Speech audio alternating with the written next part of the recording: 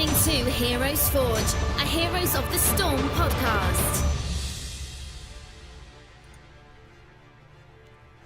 Well, Forgers, this is it, episode number 52 of Heroes Forge, a community-driven podcast all about Heroes of the Storm. This is your show host, Jeff Reynolds, and as always, I'm here with the outstanding co-host of the show, Kristen Ashton, who is more awesome than 52 episodes of Heroes Forge. Kristen, we did it. We did it, and it sounds like we're done now, but we're not, right? We have a glorious celebration of one full year, and then it's straight on to first star to the right, and then straight on to morning for the next awesome year of Heroes Forge. Lots more on the horizon, tons of stuff that we've done over the last year. I'm going to do a kind of Realm Maintenance Row review of all of the things that we've done real quick. From Heroes of the Storm, we talked about characters from the Winter Veil, we forged the Raven Lord, we talked about Battlegrounds with Row, and we even had an interview with Claudio Gentilini, one of the producers on the game. From Diablo, we talked about the Treasure Goblin, we forged Malthael, the Diablo 2 Druid, Hedrick Aemon, Zoltan Kuhl. From Hearthstone, we even forged some characters like Sir Finley Murgleton, Harrison Jones, the Leper Gnome Ragnaros, the Blood Imp, Leroy Jenkins, Anduin Wrynn, Mal'Ganis, Edwin Van Cleef, Gorosh Hellscream, Valyria, the Innkeeper, Elise, Starseeker, Zenyatta from Overwatch, Bastion, Lucio, Edmund Duke, the Firebat, Alexei Stukov, Rohana, Arturus Minsk, the Phoenix, the Overmind. I mean, there's just so many characters here. Prophet Velen, Hogger, WoW character classes, Illyria Windrunner, the Goblin Alchemist, Pepe, Varian Wrynn, Harrison Jones, Cordana Fellsong, Lei Shen, Wilfred Fizzlebang, Ragnaros, Blood Imp, Lady Sif, and then, of course, Leroy again, because he falls in both categories. Tons of characters, Kristen, and we have had a blast over the last year. And you know what I'm impressed about? We did not have a single copy in there. We have not done a hero twice yet. And knock on wood, this next year will be just as on point. But I can't help but fear the deeper we go into this, the more chances of slipping up there will be. Yes, because I mean, there's 52 things that we could have redone, but we didn't. So we're just keep on pushing forward, and we're leaving it up to the listeners in the community to keep us honest and make sure that we don't reforge some characters over and over and over again. I mean, there's an opportunity for that, like you said, as soon as we get into this. So this is the end of what we're calling Season 1, the first year, and then next week on Monday we're recording. Normally our recording schedule is on Sundays at 7 p.m. Pacific, but because of all the holiday craziness that's going on, we're recording next Monday, which is the 2nd, and it'll be at 7 p.m., and it'll be the first episode of the new year. It's super, super exciting, and I can't believe it's going to be 2017 already, and guess what? It's a big year because maybe you do as well, but the big 3-0, 30? The big 3-0 is inbound. It's a big year. It's a big year for a ton of different reasons. I'm telling you, it's so crazy. I was talking to Kristen before the show started and looking back at the tweets that we had done over the last year and just taking a trip down memory lane. A year ago, I tweeted out, planning on doing at least 52 episodes in 2016, a huge commitment, but ready to put in the work. And Kristen, you and I definitely put in the work, and this is the last week of 2016, and bam, we hit 52 episodes. And exactly 52 episodes, which is hilarious because I believe we have only missed 1 week this entire year, which is so funny because we didn't even plan this to go this way, but it did. It's fate, and I think that means good things. Good things going forward. Good things in the forging realm in the future. I'm telling you, tons of stuff from the community that's been sent in. And like Kristen talked about last week, we are going to be changing up our format a little bit to make sure that we can get all of these community-driven ideas into the show and get your guys' ideas heard. Let's talk a little bit about news before we move on to this awesome, crazy 50-second episode, which I can't wait to tell you all about. So, the Winter Brawl, Kristen, we talked about it a couple days ago when we recorded our holiday episode, and I didn't have a chance to play it, but I had a chance now, and let me tell you what, I love it. Isn't it so much fun? Now, let me ask, was it one of those where your team was doing great in the beginning and then you lost it at the end? Because that was a very common occurrence when I played it. Yeah, I think I played 3 with my buddy and we lost the first 2 kind of like that, and we won the third one, which felt good. But even in the losses, it felt funny. I mean, these snowballs are funny, and they're an aspect of the game that is not in there for a lot of characters. So people are pushing people all over the place, and it can kind of put people out of position, and it really it doesn't help the case for your team sometimes. But then when they pick up those snowballs that do the slowing and the structural damage, I mean, it's pretty fun and has its own strat to it. It really, really does. And I saw, too, it seemed to foster, you have your specialists who are the ones grabbing up all of those big snowballs and chucking them at the towers. Tributes be darned. And then everyone else who's very team-minded, who's trying to get those tributes. But you're just standing there chucking snowballs at the structures. Everyone else can go do their own thing. Whatever. Absolutely. It's so cool. There's a lot of new players in the game, and this is the brawls, which we had a chance to talk to Claudio about in that interview episode, are just a really cool, casual way to play the game with big rewards. I mean, the portrait is whatever, but the 1,000 gold every week, if you keep up on that, you can have enough gold to buy all the heroes you're looking at. Eventually, you can reach that threshold and just be owning all the heroes. And speaking of, I mean, because they're not in the office, I'm sure, they've increased our sale this week and they've doubled it up. So there's a bunch of heroes on sale. Alarak, Uther, some skins, some cool heroes out there. So I've been seeing people playing heroes even in quick match and unranked draft that they haven't played before, which I think is really cool. It is. And you make a great point with the gold, because before I felt like I could just never afford heroes because the lowest amount, 2,000 to 4,000, which without that 1,000 gold reward is still grindy. But then you get the new heroes, which are 10,000. And then you have the skins if you get to level 10, which are 10,000 as well. And so at least now I feel like I can buy heroes who have dropped in price that I otherwise wouldn't have probably gotten because there were other things more important on my list. But now that I'm getting a steady weekly stream of 1,000 gold on top of the dailies, I don't have to stress to save up for that awesome Thrall level 10 master skin, because I'll get 10,000 again relatively quickly. So it's not that big of a deal. And I got Zarya instead.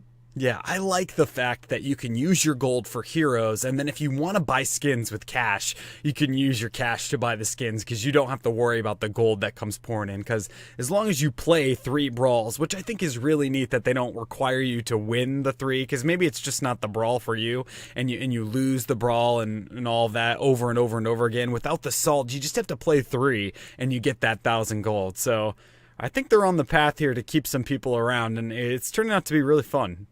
It is, and I really enjoy the fact that in the Brawl, I don't see the same people that I see in Quick Match or in Hero League, for instance. It's really its own community, it seems, and it's a lot of fun because everyone is super casual with it. Yeah, totally. It's a blast. So that's what's going on in the Nexus. I think we'll have a little bit of a slow news couple weeks here as we move forward, just because of the hiatus that the Blizzard employees get to go on a wonderful vacation holiday time. But then when they come back, I know they're going to hit the ground running with all these new characters that they're coming out, and we should be experiencing another announcement of another character pretty soon. It's crazy, and it's good for our show because we just keep forging on. And speaking of forging on, it's time to say, let's forge. Let's forge.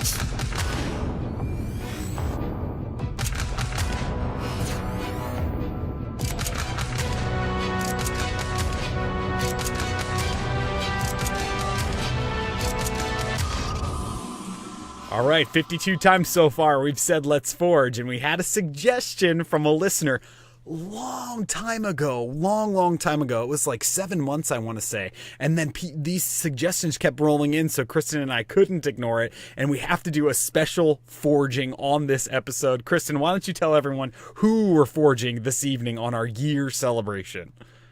Well, it's celebration of a year, and it's celebration of you guys getting so excited about this idea, because we didn't hear it just once. It kept coming up again and again and again, and Jeff and I will be forging one another on this super special episode. That's right, we're forging the hosts of Heroes Forge on the 52nd episode. If this is your first time listening to the show, do not start here, I'll tell you that. Go back, find your favorite character on our website, which is heroesforge.club. Download the episode of your favorite character that's not yet in the Nexus and try to hear our ideas about what they would look like if they were in the game. That's what the show is all about. Tonight is a super funny, fun celebration of the show, so we're not going to be taken much seriously tonight. It's going to be a ton of fun. There's going to be some OP stuff. It's just a blast forging each other and going forward from there. So head on back to like 50 and above to try to find some episodes that show our normal show format. But for tonight, there is no format. This is going off the wall crazy just for us and all the listeners out there. So, Kristen, we're forging each other. I went first last week with the Winter Veil episode. So I'm saying you're going to go first this week with the forging of each other. I'm nervous, to tell you the truth. No, you should not be nervous. This is a wonderful, wonderful forge. And believe it or not, it's challenging to forge a human and not a video game character. It's extremely challenging. So there was a lot of thought that went into this. And it's all awesome. All awesome, by the way. So let's get started. I have a short introduction for you because everyone's pretty much had an introduction so far. So without further ado, forged in the burning heat of the Arizonian desert and molded by the jaws of the mouse, Jeff Reynolds is a support within the Nexus unlike any other. Bold and proud, those on his team never lose. Oh, they never lose. That sounds great. So you're saying that I'm going to be a support character? Yes, and the reason for this is because you main Morales. So I know that you have a very special place in your heart for supports. And the way your personality is, as we go into this build, I think will better elucidate that. Sure, absolutely. I can't wait to hear it. I love that I'm a support. Like you said, I love playing support. When all these people are talking about they don't like to play support, I'm the one that picks it up and tries to help out. Of course, the support characters are always the first ones blamed for when something goes wrong. But I take that with a grain of salt and just keep on moving forward. So I am a support character, you're saying. And what would my trait be? Your trait is called Awesome. Now, all friendly units around Jeff are inspired for up to 5 stacks the longer they are around his aura. Inspired gives players increased health regeneration as well as time reductions to movement impairing effects. Oh, that's like an actual legitimate ability here. This is pretty cool. So, first of all, I love the name because if you want to play a Heroes Forge drinking game, every time I say the word awesome, take a drink and you'll be having fun by the time we hit the first hero every episode. So it's called Awesome. It's going to give them increased health regeneration as well as time reductions to movement impairing effect. So this is just a trait. You don't have to activate this. It's passive. Yep, it's passive, and I kind of imagine it like Brightwing's heal, where it just goes off every so often. And the longer they're in that, the more stacks they get. And it just makes, heals, passive heals. And of course, I wanted reduction to the movement impairing effects because, what if you're hanging out with somebody and another person shows up and they're all rude and stuff and they're trying to bring down the party and you walk over and you're like, hey man, that's not cool. Get on out. And then all of a sudden, what would have been sad and slowing to the conversation, no longer there. Yes, that sounds awesome.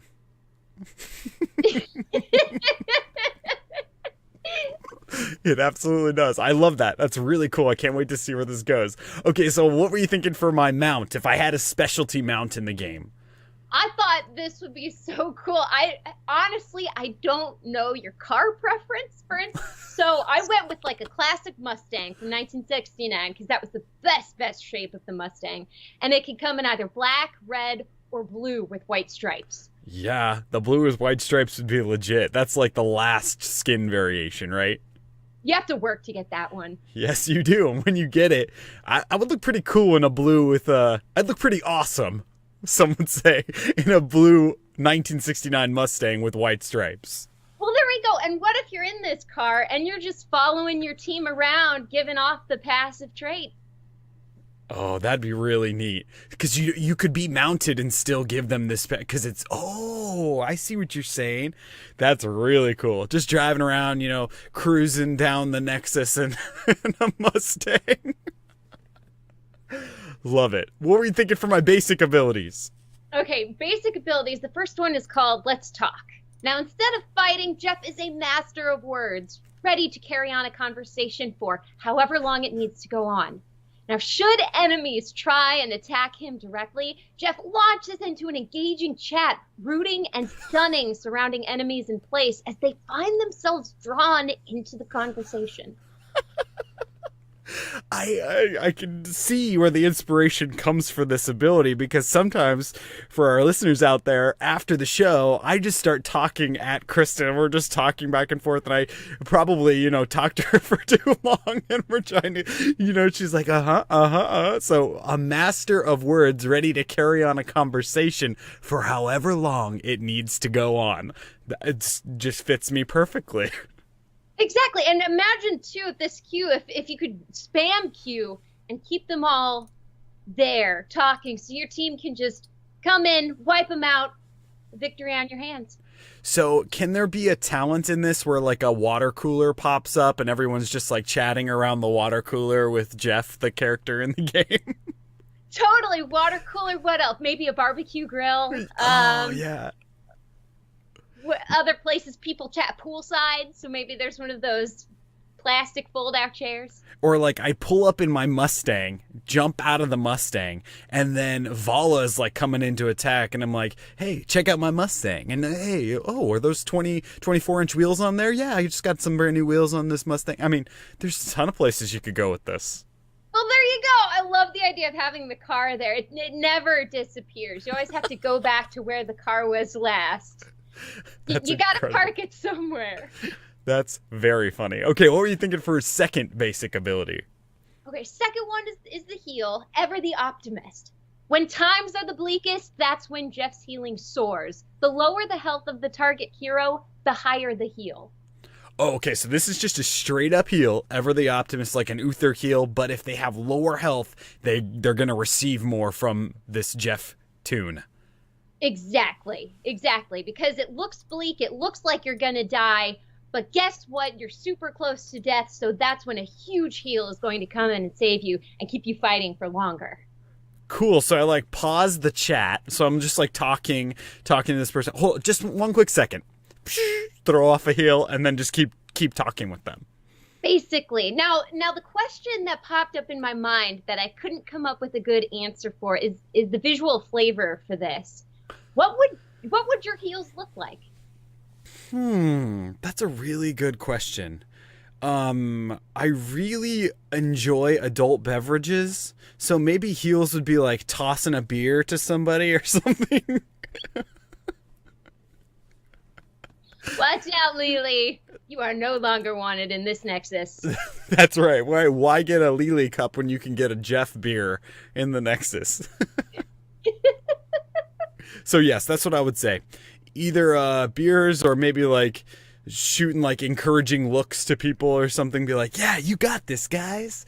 There we go. So maybe like there's a little blue icon that appears above your head that then appears above the target hero's head, and we know now that they're buffed.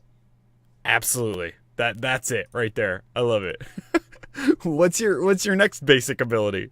All right, now I did want you as a support to have something cool, because I do believe that every support deserves to be a fighting vamp at least one point in the game, right? Because Lily is great. She has the fast beat. She can run away. She's super annoying. Right wing, she can land those sweet arcanes or polymorph and just save the game with really, really well-timed abilities. So this one I've called Forcing the Hand. And every support needs a way to defend themselves. If backed into a corner, Jeff whips out a beer bottle, breaks it on whatever is nearby, and becomes a ruthless damager for a few seconds. Nearby teammates are spurred on with inspiration to fight back, receiving a mana over time heal.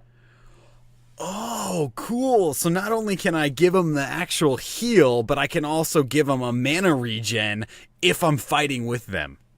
Exactly. And I don't know how keen Blizzard would be to add more mana regens, because I'm sure that would only work to extend fights. But I still like the idea of having mana regen. Yeah, I like the idea of mana regen too, and we've talked about that with a few characters on that we've forged on the show.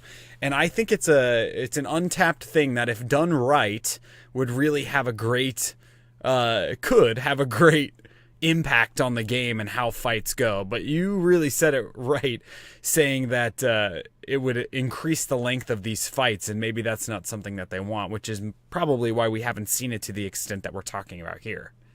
Exactly. We know they're not afraid to use it. Malfurion's got one right, but even that cooldown is relatively long in comparison to a lot of other support abilities. Yes. I love these. I love the polar opposites of some of these abilities. Standing, talking, passing a buddy a drink, or giving him an encouraging look to heal him up, and then just something goes wrong, and like the sound for the show isn't lined up, and maybe the equalizer's just like, rah! I have to get in there and fight. How many cracked beer bottles you have in your home, we'll never know. It's your business. But I like to believe there are many. That's great. Okay, I want to hear these heroics. What's your first idea for heroic? Okay, the first one is called Crushing It. And this one is based off of the time. Now, is this a story I can tell? I don't want to. I think so, yeah. Okay. So, well, do you want to tell it? It's your story to tell, after all. Yeah, I used to, when I worked for a popular cruise line, I used to voice characters on the cruise line. And so when I worked on the ship, part of my personality that I was portraying when I worked on this cruise line was one of these characters that is like Crush from Finding Nemo. So that was part of it. So I can see where you're going with this. Exactly. So a surfer dude kind of thing. So this is more based off of the idea of interacting with people and what that can lead to. So the master of multitasking and memorization. Jeff Reynolds only has to get to 10 before he sees all he needs to ensure his team's victory. When activated, Jeff targets an enemy hero, describing them to his team who they are and what they're made of. Armed with this knowledge, the enemy is now open to taking triple damage from your team, all but ensuring an immediate kill. And that's how, having this character on your team, you never lose. Basically, I mean, as long as the other 4 have the wherewithal to see the marked target that takes triple damage and focus that person down, you're going to win every team fight. Oh, that's amazing. So, I mean, who were you thinking you would target with this? Because I'm already thinking you would want to put it on like a tank so that they go down really fast. Because if you put it on a squishy, they're going to go down fast too, but they already go down quickly.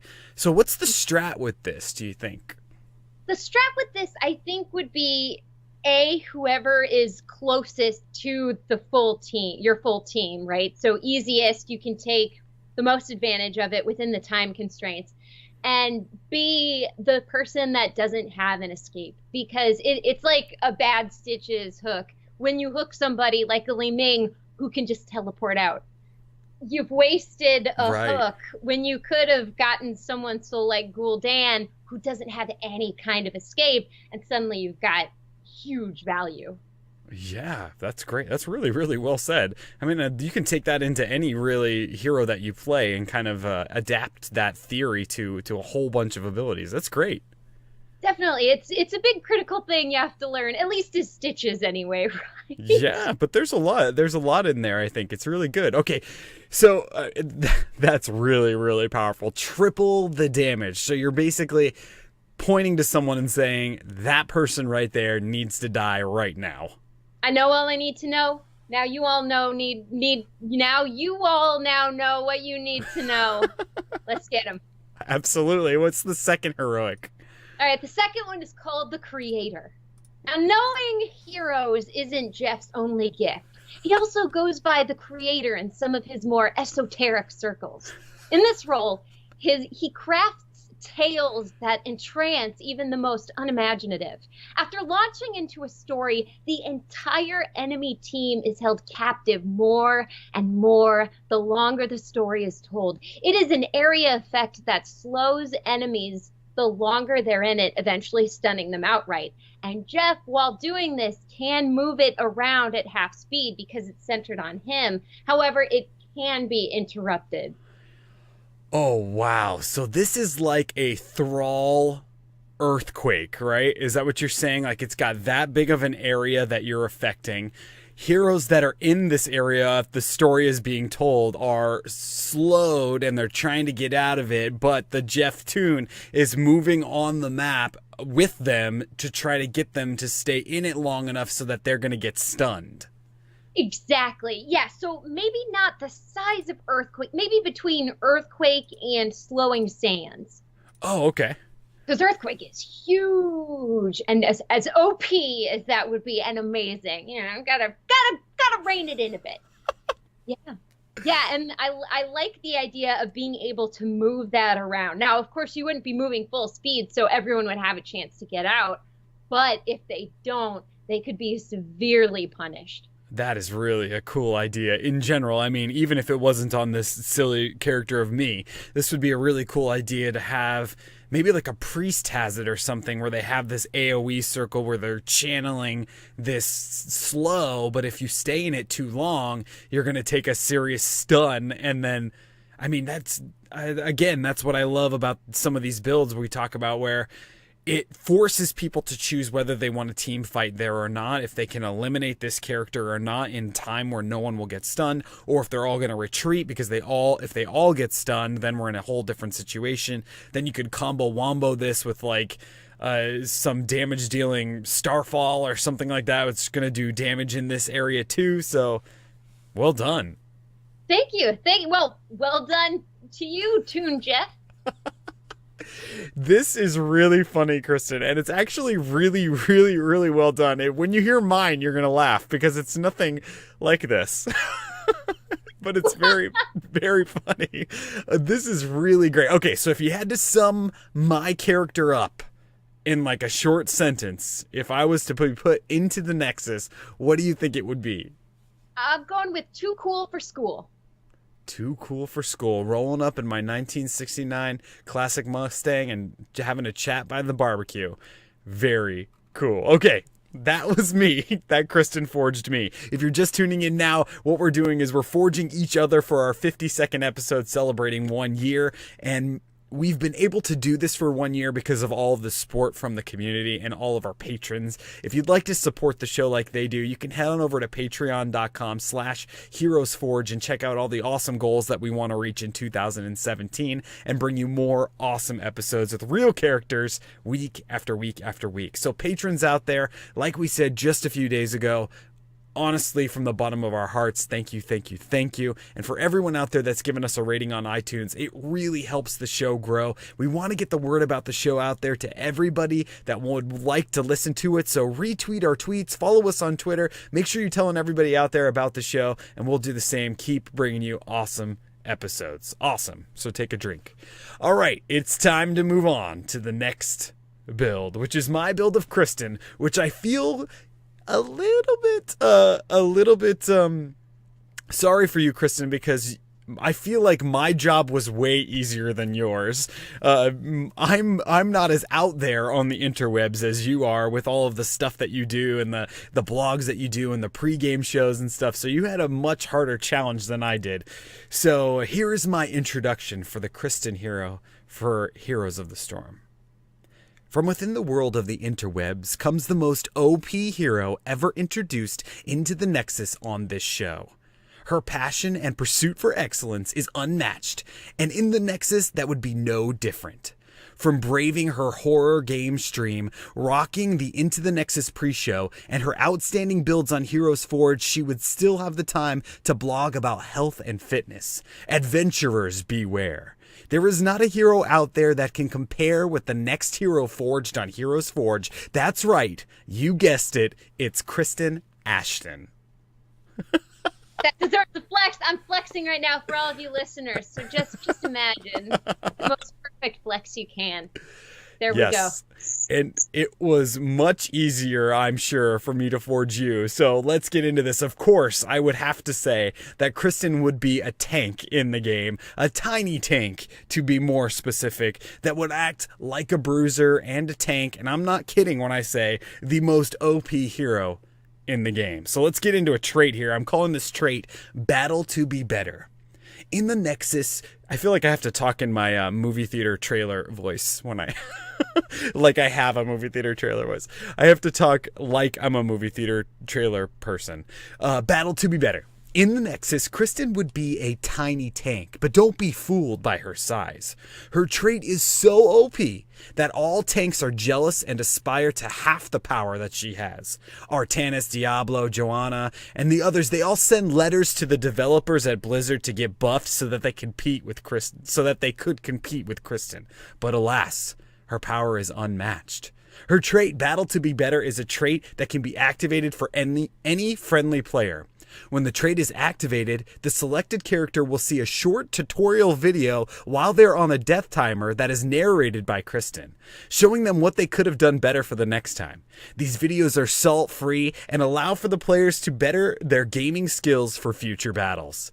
This can be talented into later in the game to allow the player to see a video about their character's physique and how they can obtain the physique in real life, complete with an exercise and diet routine. Oh my goodness, this is amazing.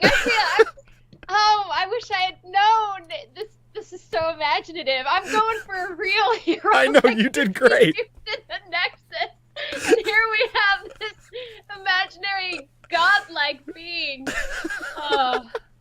No, but honestly though, I think this is not a real thing that could be put into the game or the live game, for example. And it's not a thing that could be, I mean, it's cool to imagine if you were to play a quick match with someone and you could choose to go into an even better and more improved tutorial mode where if you died, and I know the technology is not here for this, but we're just blue sky thinking here. If you died in the game, maybe Uther would talk to you and be like, all right, adventurer, let's talk about what went wrong here. Well, you see, Illidan used the hunt, and right after that moment, you were screwed. Or something like that, you know, like, that would be really cool. So I thought, well, let's give it to Kristen, because this is going to be a crazy build anyway. No, totally, and that's a great idea because all we have now is that damage meter that we can choose to go to. We don't see it after we're dead, and you can get only so much information. You know the attack that killed you, and in order to get the information you need to extrapolate just exactly what happened, that requires even more knowledge than simply a chart of numbers. Yeah, absolutely. And, you know, it would be really tough to come up with all the voiceovers and the situations where something like that would happen. That's why taking a lesson from someone like Kyle Ferguson is really beneficial, because it essentially is that as you play the game, because he goes over everything that happened that went wrong and why you were standing in a wrong place and all that stuff. So I gave that to you, Kristen, and I especially enjoyed the learning how to gain the character's physique when thinking about characters like I don't know, Cho'Gall or Chen. Well, let's see, with Cho'Gall and Chen, it's not very different. It's eat. Don't stop eating until you have those sexy back flaps. Oh gosh, there you go, Cho'Gall and Chen. That would be we need to re-record that after the show so that we can put it in the tutorials. So for a mount, I said that you wouldn't ride a mount, Kristen. You would actually pick up a 10-pound medicine ball and run across the battlefield. You'd be like, I don't need no stinking mounts. And you'd be like, and I could just run, but I'm not going to. I'm gonna pick up this huge 10-pound medicine ball and run with it. Oh my God, that brings back memories. When I was on swimming, we would do exercises with that medicine ball. And those, you listeners out there, if you've never held a 10-pound medicine ball, go pick one up. Go find one and touch one. Feel the power of those things. And then imagine yourself running across the battlefield of eternity with this 10-pound medicine ball. That's where I was going there. Just brute strength of the tiny tank. Getting into some basics here. The first basic I'm calling the power of positivity. In the interwebs, Kristen is known for her amazing positivity and always having fun in the game. When this ability is selected, a positivity monster comes out from beneath the ground and dashes towards the enemy, giving them a huge Heroes of the Storm hug. This hug deals damage to the enemy and stuns them for a short amount of time, acting as an engage and allowing the friendly team to regain the positivity of the game and roll forward.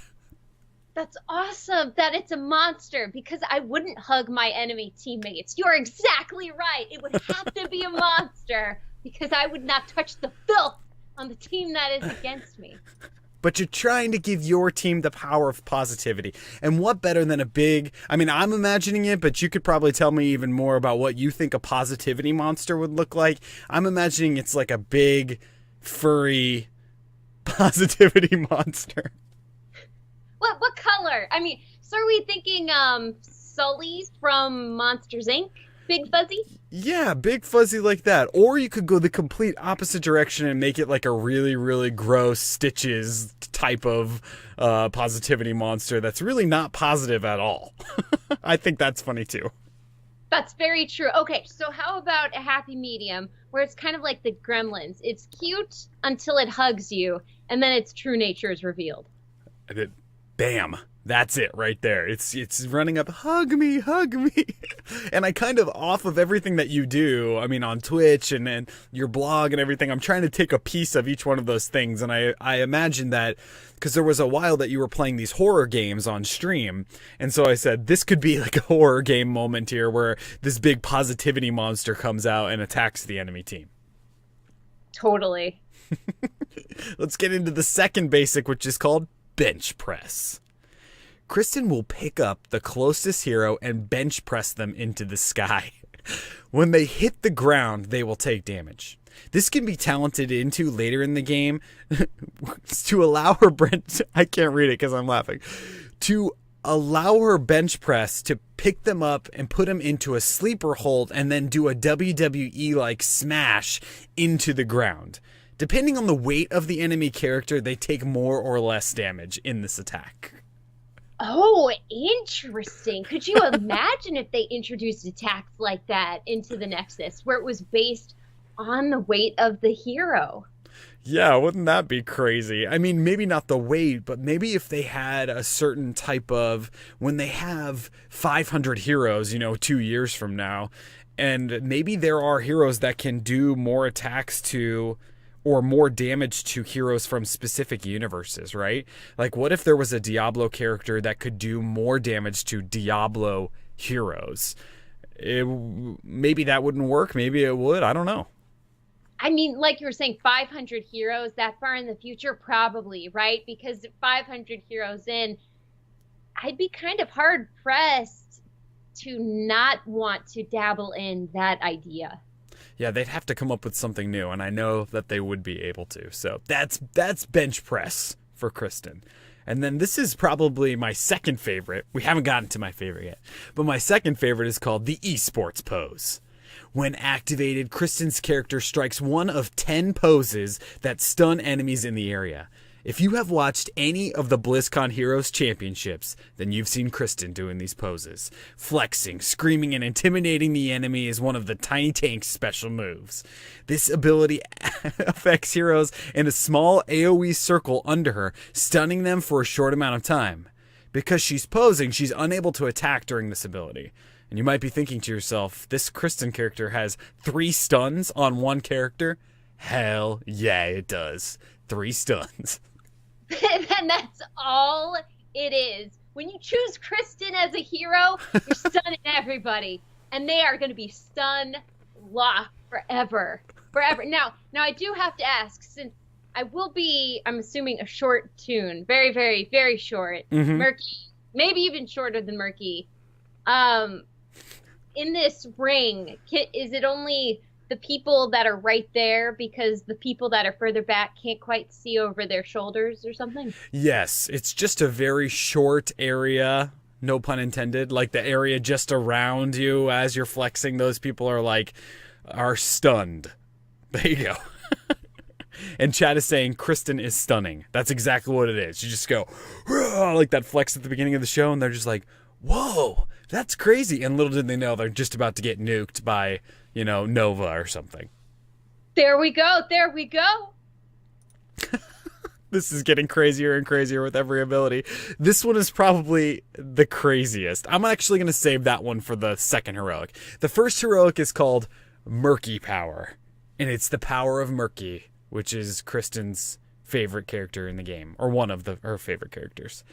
So with the power of Murky, and you activate this ability, 3 Murkies appear and will be controlled by the Kristen player for the rest of the game. So the Kristen toon gets removed from the game and 3 Murkies pop up, and it acts the same way as the Lost Vikings, but with Murky. You'll have 3 eggs, you'll go out there, you'll be able to do all of your stuff. Now there's one caveat.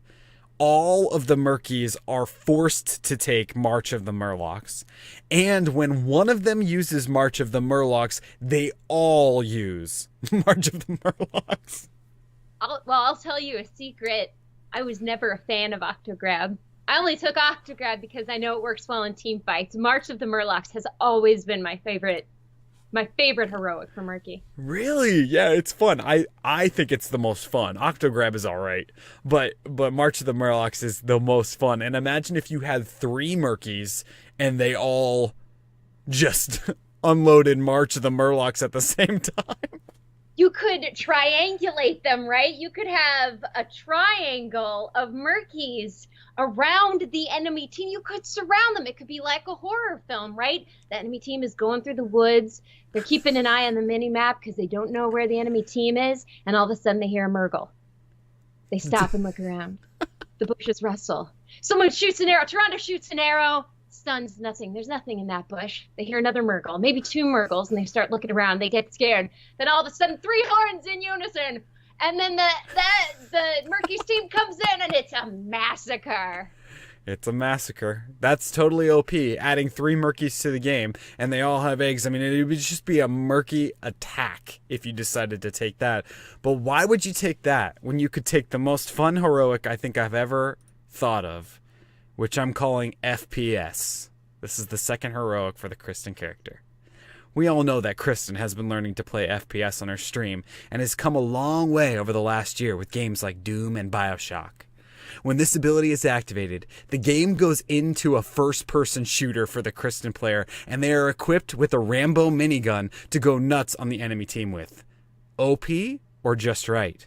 If you ask me, it's just right. Well, here's the question. Do I have to reload? No, you have a little Murky guy there that's like reloading your FPS for you, or your minigun.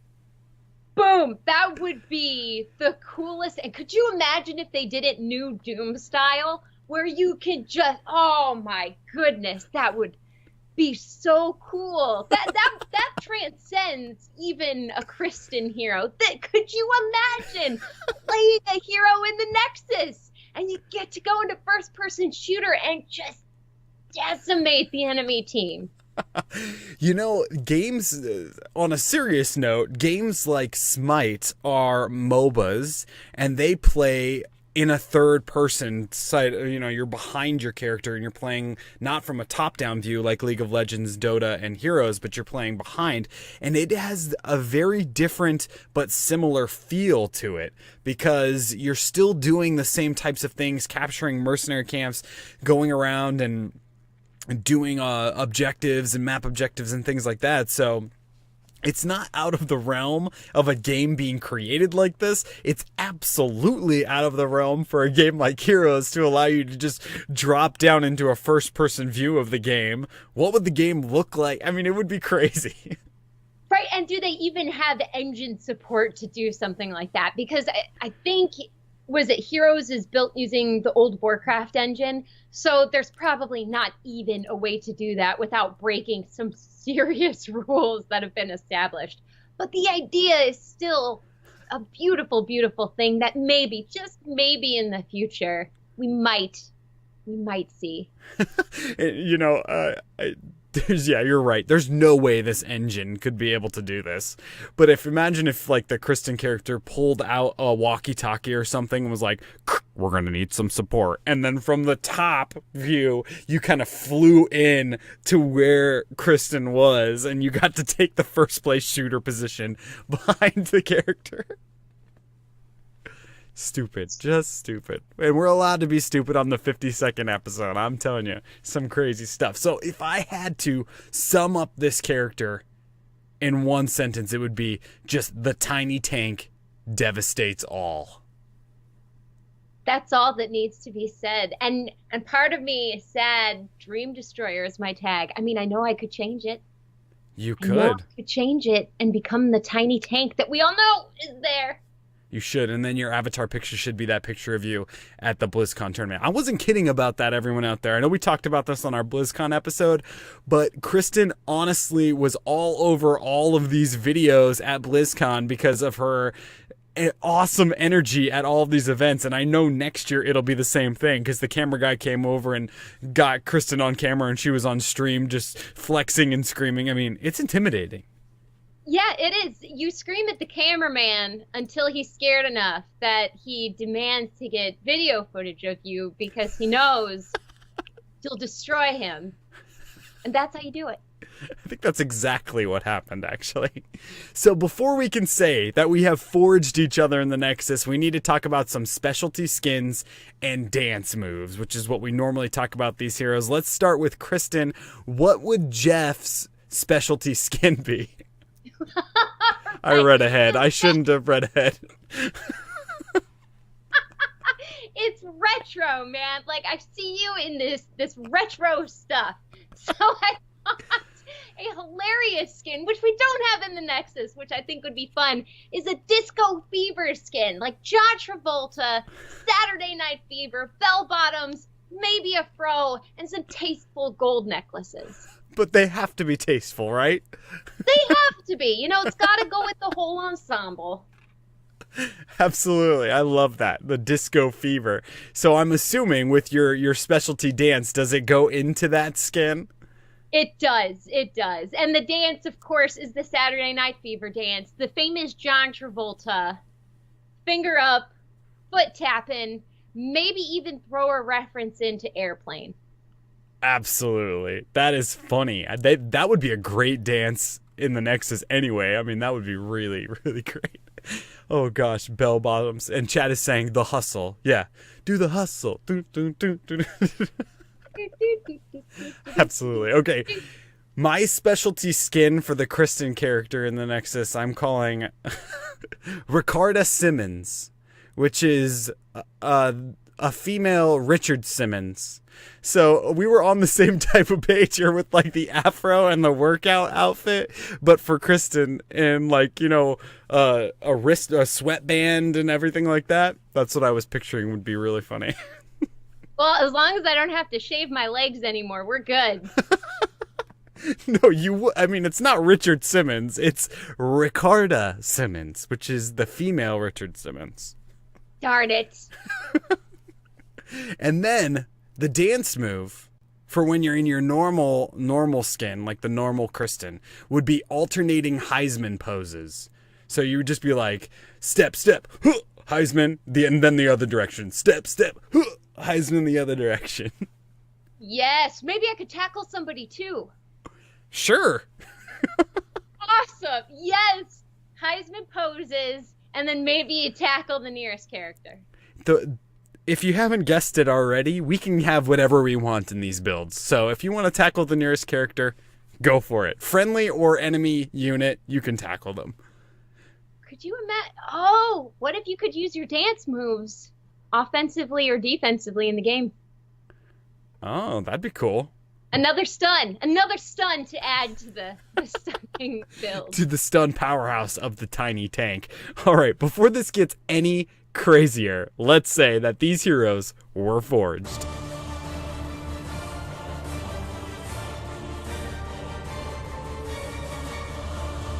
HeroesForge. That was really, really fun for our 52nd episode. Chad is saying Dancecraft. Yeah, so instead of Warcraft or it's Dancecraft, where you have to dance around. That's really funny. This, if you're just tuning in to the show, this is a crazy episode, this 50-second one. Listen to the other episodes that we do of the show where we build these characters from these Blizzard universes and imagine what they would actually look like if they were put into Heroes of the Storm. But Kristen, I had a blast with this. I did too, and I'm impressed with just how different both of these builds are. It's shocking, but in a great way, because on the one hand, we have a build that's out into the beautiful blue yonder of awesome, stunning, mess 'em up tiny tank, and then on the other hand, we have a legitimate hero that could totally work in the Nexus. I mean, the flavor would look very different from anything we've seen because it would be based in reality. Getting drunk with a beer, breaking the beer, stabbing somebody with the broken beer bottle, driving around in a Mustang, but altogether a really sweet hero that I think with a few tweaks could be legitimately put into the Nexus. Yeah, absolutely. Blizzard, if you're listening to this and you, for some second Christmas miracle, made it all the way to the end of this episode, put us in the game. I think we'll end it at that. Thank you so much, everyone, for listening, and thank you for supporting the show, even if just supporting the show means listening to the show week after week and giving us your input, whether it's via email or sending us chat in the Amove chat as we're chatting through the show, or sending us tweets or messages.